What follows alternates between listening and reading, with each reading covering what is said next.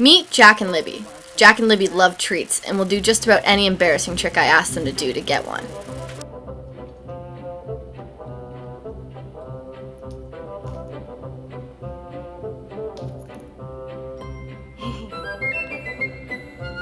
Dance. Keep dancing. Keep going. Good boy.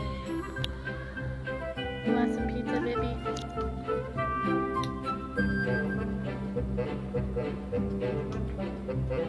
Jack dance. Jack dance. Jack dance. Jack dance. Dance. Reward. Libby, sit. Reward. That was already sitting. As soon as they get a whiff of any food at all, they're right there at your feet begging for a taste.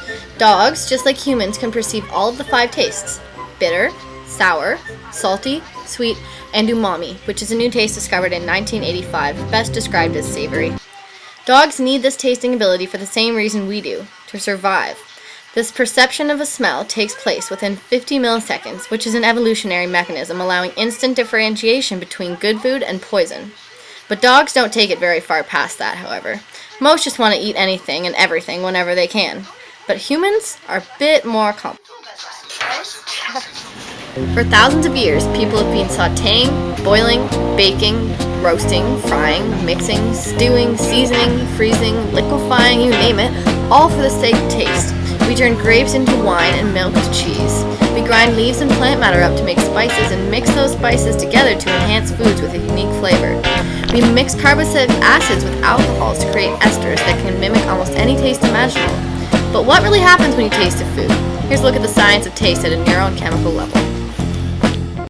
When you eat something, there are many factors that contribute to the overall experience of that food. The main 2, of course, are smell and taste, which work together to create an accurate perception of what you're eating. However, the texture, the color, the temperature, the setting, and memories even play a key role as well. Scientists have found that odor memories are incredibly vivid, especially those from childhood. 95% of what we taste is actually smell. Olfaction and gustation are 2 senses categorized as chemical senses. Olfaction is the dominant chemical sense. A human can smell a smell with a strength as low as 1 part per trillion. Smell is interestingly a learned ability, whereas taste is hardwired. There is believed to be a 12-hour olfactory learning period for newborns. In one experiment, researchers exposed newborns to the scent of chamomile while they were nursing. Days later, their attraction to the scent of chamomile was as strong as their attraction to the scent of breast milk. Have you ever seen the faces babies make when they try new or flavorful foods? Studies have found that certain facial expressions apply to certain tastes. When you taste something, particles of that substance are traveling through your tongue, through the papillae, and into taste buds, which are also found on the oral mucosa of the palate and the epiglottis. Then, the particles of taste go into receptor cells. Then, through nerve pathways and into the brain stem, then to a part of the brain scientists are calling the gustatory cortex. Taste buds are located on papillae and distributed on the surface of the tongue. These pear-shaped structures contain about 80 cells arranged around a central taste pore. Taste receptor cells are spindle-shaped, modified neuroepithelial cells that extend from the base to the apex of the taste buds. Taste sensation can be evoked by many different taste solutes. The taste of salts is mediated by Na+ ions, which do not interact with a membrane receptor but diffuse through an Na+ channel located in the microvilli and apical membrane. Anions, such as Cl- contribute to the salty taste, but anions are transported into these cells by a paracellular route. The influx of these ions of salt evokes a depolarization in the apical membrane. The hydrogen proton of acids and sour foods can influx through the Na+ channels or through a proton transport membrane protein. Some acids block the efflux of K+ at the microvilli. The resulting influx of protons, or a reduction of K+, will initiate receptor potentials in response to the quality of sour taste.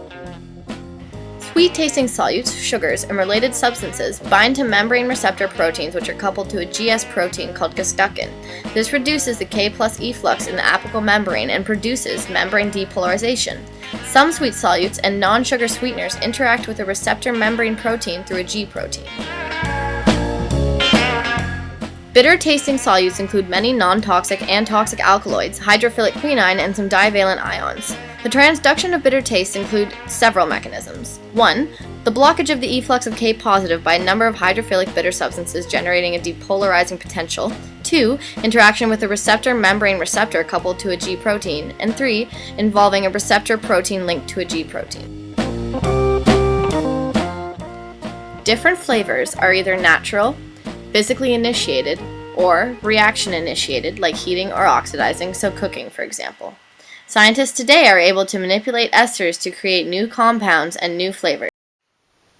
Chocolate, for example, has approximately 300 different compounds in it. Coffee has approximately 800. All compounds are either plant or animal based. What's interesting is that today, scientists are now able to recreate almost any flavor imaginable using many less compounds than that of the original substance itself. For example, oranges have about 250 different compounds in them, and the orange-flavored drink Tang has 6. When looking at taste on a neuro and chemical level, it is important to recognize that each of the 5 categories of taste require different types of cell receptors for proper sensory transduction to take place. The neuromechanics are quite intricate but quite straightforward at the same time. A different number of the tongue's thousands of taste buds are stimulated by any particular food. This information is then coded by first-order neurons which carry signals from your tongue to your brain. These neurons have graded potentials, meaning they're transmitting not just yes-no information, but how much, or how strong. At this point, thanks to the factorial expansion of the information as it passes through neurons downstream, we can already encode a mind-boggling amount of information. You were only waiting for this moment to be free.